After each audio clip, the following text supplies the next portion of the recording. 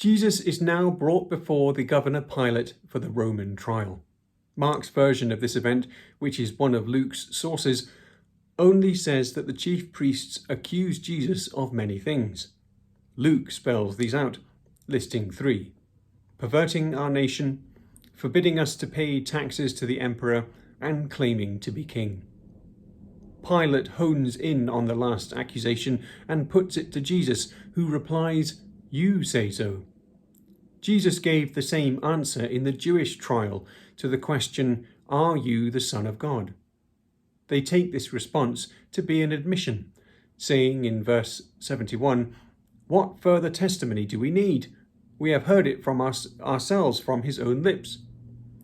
Either this is Jesus' way of saying, "Yes, I am," or it is his way of not affirming nor denying. But if thinking you are the Son of God or the King of the Jews is liable to get you killed, you would probably hastily deny if you knew it not to be true.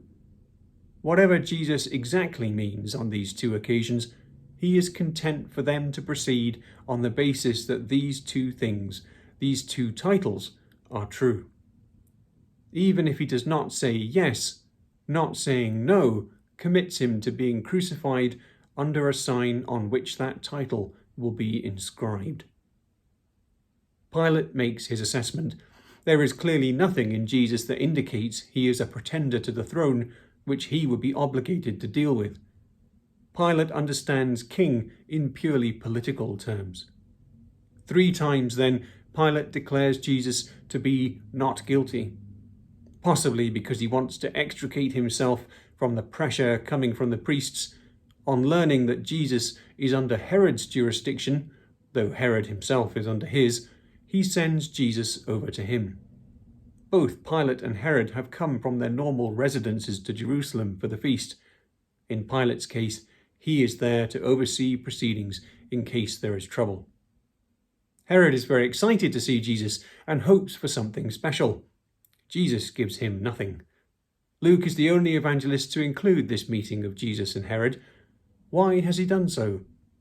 Nothing comes of it except the new friendship of Herod and Pilate, and what precisely reversed their animosity is not made clear.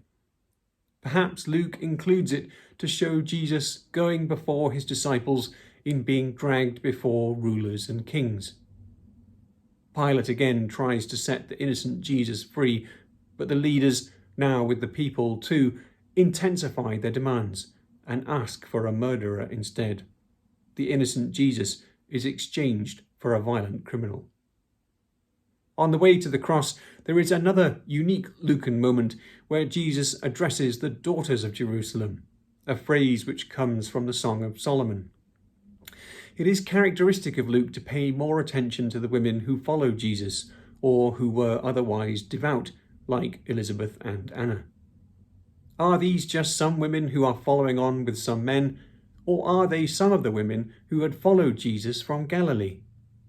Luke does not say, and he probably would have done so if they were his supporters. If Jesus does not know these women, why then does he speak this prophecy to them? Luke only mentions that of this crowd it is the women who are beating their breasts and lamenting. Men will do this also, but only after Jesus dies. It is this lament now that Jesus responds to. They are showing grief before his death. They must sense that this is a mistake. But they wail because they are overwhelmed by the unfolding tragedy and injustice. Jesus does not share their confusion and bewilderment. He knows what is happening and why. He tells them not to weep for him, but for themselves, for a dark future awaits them. His parting word in verse 31 sounds like a proverb, and its meaning is difficult to discern. The gist of it may be, if they act this way now, i.e., putting the innocent to death while things are good and calm, what outrages will they commit when times are hard? It could be that Jesus is referring to the assassinations and other crimes in the build-up to the Jewish war with Rome that resulted in the destruction of Jerusalem, which he has likely just been speaking about. But this is only a guess. There are three other unique Lucan features worth commenting on here. The first is Jesus' prayer of forgiveness. Father, forgive them, for they know not what they are doing. Jesus continues his ministry even on the cross, and he provides an example for Stephen in Acts 7, who utters similar words as he is being stoned to death. The second feature is the dialogue of the thieves. One thief joins with the mocking, but the other points out his foolishness and contrasts their guilt with Jesus' innocence, again highlighting that theme.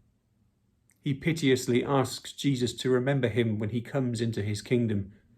In one of the most beautiful moments in the Bible, Jesus responds, "I tell you the truth, today you will be with me in paradise." The word paradise originally meant garden, and it turns up in 2 Corinthians 12 verse 4 when Paul is caught up there in a vision, and in Revelation 2:7 where it is the new Garden of Eden. Although not much is said about this place, it is thought to be an intermediate state of blessing for those awaiting the day of resurrection. But whatever it is, Jesus was there, and that is enough. The final feature which Luke adds in his telling is the confession of the centurion, which in Mark and Matthew is, "Surely this was the Son of God," and is now in Luke, "Surely this man was innocent." This is the final declaration of what has been insisted all along.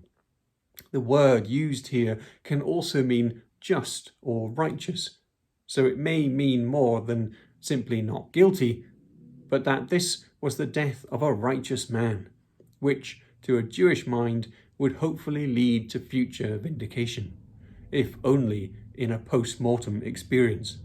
But of course, God has greater plans.